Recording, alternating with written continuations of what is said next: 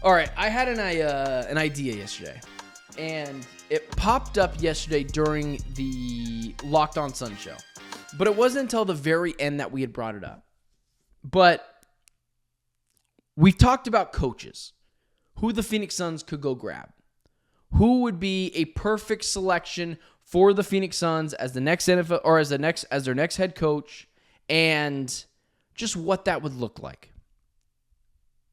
But what I think needs to be seen first is before the Suns get a coach, they've got to find someone that can help steer this team into the right direction.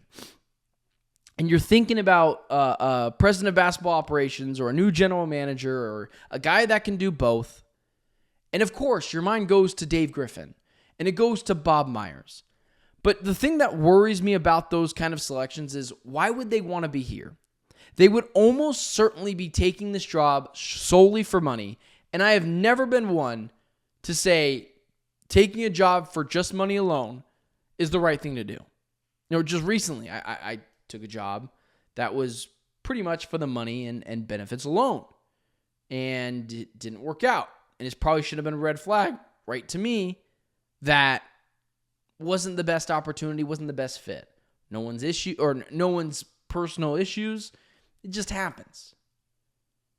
And so when you're talking about what the Phoenix Suns should do when it comes to a president of basketball operations, when it comes to a general manager, a guy who has really ring true over the past couple of days is Steve Nash.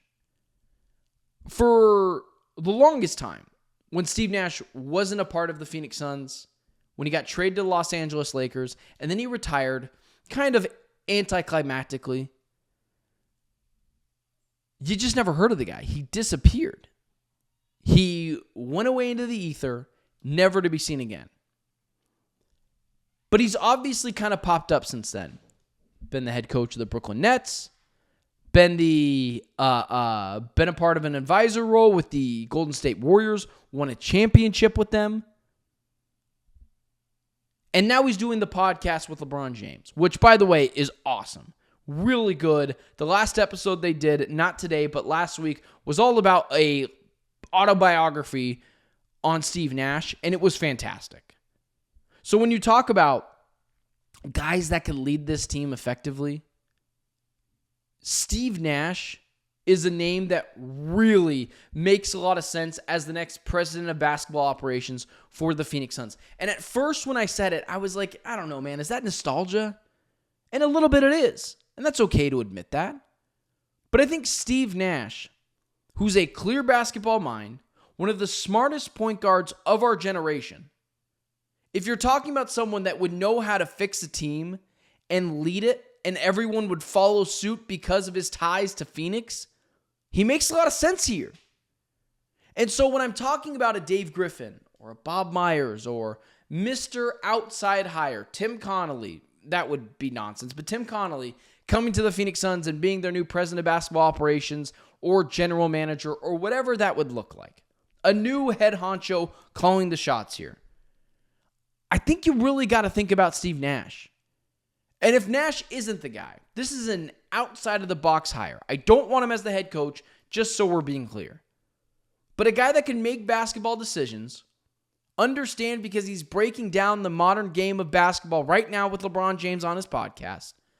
And you could tell when you watch that show that he's got a clear itch to be there. That's the kind of guy I want running this franchise. I don't want someone coming in like a Bob Myers or a Dave Griffin who's just strictly taking this job because of Matt Ishbia's money. I mean, that's what it feels like Mike Budenholzer did, $10 million a year, and it felt like at times he was trying to get fired. I want someone who truly cares about this franchise. And Nash could still go do the podcast with LeBron. He doesn't have to be the GM doing day-to-day things, but just a filter or a guy that can be ran through in terms of, here's an idea, what do you think? And him understanding and grasping the modern NBA and just overall a smart guy that speaks well makes a lot of sense for the Suns team. And if there's someone that I was out there that was just a out-of-the-box hire, someone who would make sense, Steve Nash might be that guy. And I understand that it comes off as a nostalgia, Arizona sports, low self-esteem take. But the more you think about it, if there's someone that at least deserves an interview, just give him a chance to blow your socks off. Just give him a chance to wow you so hard that you're like, man, maybe he's not our next president of basketball operations, but let's just hire him to be an advisor here.